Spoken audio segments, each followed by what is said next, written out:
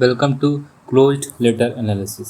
आज हम बात करेंगे नेपाल मीडिया वेन, उसका असर, चीन और कजाकिस्तान के रिश्तों में नया मोड़, जापान के प्रधानमंत्री का अचानक से इस्तीफा और हाल में ही देखे गए ब्लड मून पर भी डिस्कस करेंगे। हाल में ही नेपाल सरकार ने घोषणा की है कि उसने सारे सोशल मीडिया प्लेटफॉर्म को अपने देश में बैन कर दिया है। बैन की शुरुआत अक्टूबर सन 2025 से लागू की गई है। इस बैन का कारण fake news, miss information, hate speech और देश की आंतरिक सुरक्षा को माना गया है।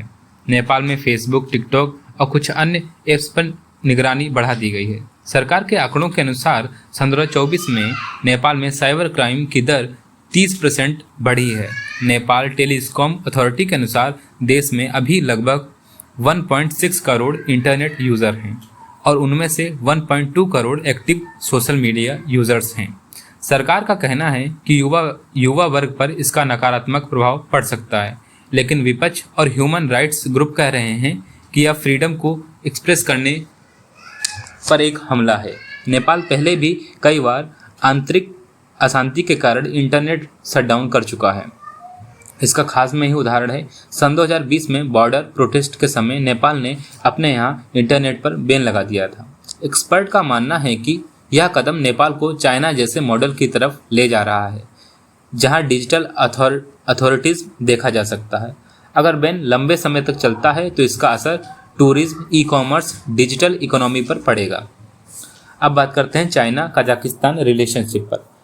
हाल में ही सेंट्रल एशिया से सबसे बड़ी खबर आई।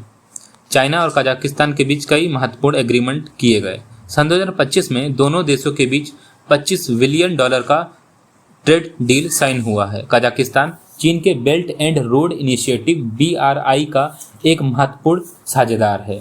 अस्ताना, कजाकिस्तान की राजधानी में सन 2025 की शुरुआत में एक बड़ा समिट का आयोजन किया गया। शी जिनपिंग और कायम जमर्त तोएव दोनों वैश्विक नेता यहां पर मिले। सन 2024 में चीन और कजाकिस्तान का बायलैटरल ट्रेड 41 बिलियन तक पहुंच गया। एनर्जी सेक्टर में कजाकिस्तान चाइना को लगभग 20 मिलियन टन क्रूड ऑयल सप्लाई करता है। साथ ही यूरेनियम एक्सपोर्ट भी चाइना की न्यूक्लियर एनर्जी के लिए क्रिटिकल है। सिक्योरिटी एंगल, कजाकिस्तान, रसिया और चाइना के बीच बैलेंस बनाने की कोशिश की जा रही है। यूक्रेन वार के बाद रसिया की पकड़ थोड़ी सी सेंट्रल एशिया के देशों पर कमजोर हुई है। चाइना इस गैप को भरने की पूरी कोशिश कर रहा है। सेंट्रल एशिया अब सिर्फ रसिया का बैकयार्ड नहीं रह गया है। चाइना यहाँ इंफ्रास्ट्रक्चर, पाइपलाइन, रेलवे प्रोजेक्ट में मैसिव इन्वेस्टमेंट करके सेंट्रल एशिया देश में अपने प्रभाव को बढ़ा रहा है। एक्सपर्ट का कहना है आने वाले 10 सालों में सेंट्रल एशिया पूरी तरीके से चाइना सेंट्रिक इकोनॉमी बन सकता है। अब बात करते हैं जापान के प्रधानमंत्री का अचानक इस्तीफा। यह इस्तीफा सन 2025 सितंबर के प्रारंभ में दिया गया। इस इस्तीफे का कारण इंटरनल पार्टी प्रेशर और इकोनॉमिक चैलेंज की बात की जा रही है। जापान में GDP की ग्रोथ सन 2024 की बात करें तो 0.8% रही थी। इन्फ्लेशन रेट पिछले 40 सालों में सबसे ज़्यादा 2.2% रहा। पब्लिक डिससर्टिफिकेशन बढ़ी है, खासकर डिफेंस स्पेंडिंग और US जापान रिलेशन को लेकर। इस्तीफा देने वाले PM ruling liberal democratic party LDP से संबंध रखते थे।